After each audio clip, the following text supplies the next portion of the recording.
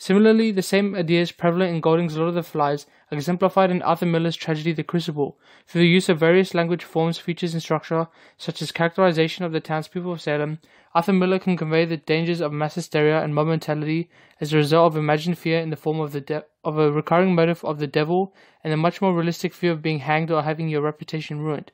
which is something that I believe Miller would have experienced firsthand in the McCarthyism era, and is something that he wants the audience to reflect on.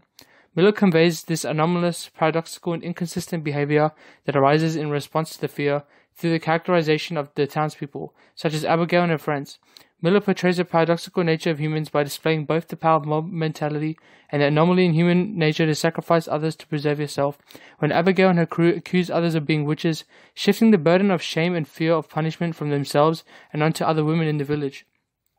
His use of characterization in the development of Reverend Parris showed the audience the inconsistent and selfish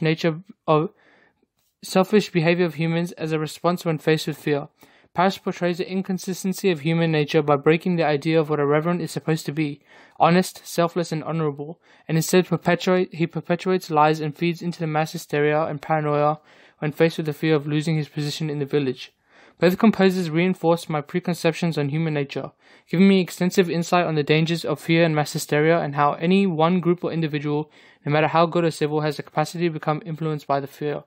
experiencing a battle with their inner beast or demon, which is symbolic in both novel and play as a dark, barbaric, savage force inside every human being, and the inconsistencies, paradoxes, and anomalies that become present in the like of those who submit to the inner beast/demon. An insight on the humanity's civilized societies, whether it be a small tribe of boys keeping order via a shell, or the fortress that is theology, and how when faced with overwhelming fear and desperation, real or imagined, that civilization has the capacity to collapse dependent on the individuals that make up the collective. Overall,